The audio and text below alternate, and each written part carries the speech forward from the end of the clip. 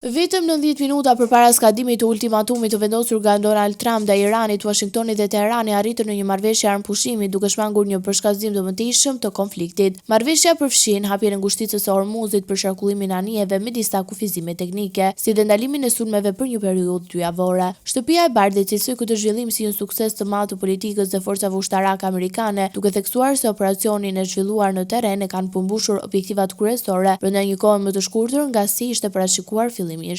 Kjo është një fitore e fortë për Shtetet e Bashkuara, të cilën e bën të mundur presidenti Trump dhe ushtria jo në jashtëzakonshme, që nga fillimi i operacionit presidenti Trump kishte vlerësuar se do të zgjaste 4 apo 6 javë. Fal aftësive të rralla të forcave tona të armatosura, ne arritëm dhe i kapërcyer objektivat tanë kryesor ushtarak brenda 38 ditëve. Suksesi i ushtrisë son i ka mundësuar presidentit Trump dhe ekipit të angazhohen në negociata të vështira, të cilat tani kanë krijuar një hapësirë për një zgjedhje diplomatike dhe një paqe afatgjatë. Për më tepër, presidenti Trump ka arritur të rihap ngushticën e Hormuzit, mos e nënvlerësoni kur aftësinë e tij për të avancuar me sukses interesat e Amerikës dhe për të ndërmjetësuar paqen. Sipas zyrtarëve amerikan, ky sukses krijoi hapësirën e nevojshme për të hyrë në negociata të vështira, që e çuan në arritjen e marrëveshjes së përkohshme dhe hapjen e rrugës për një zgjidhje diplomatike më të qëndrueshme. Një ndër elementet kryesore të kësaj ujitje është rihapja e ngushticës së Hormuzit, një pikë kyçe për tregtinë globale të naftës. Nga ana tjetër, dhe Irani e ka paraqitur marrëveshjen si një arritje të tillë, duke theksuar se Shtetet e Bashkuara kanë pranuar kushtet e paraqitura nga Republika Islamike.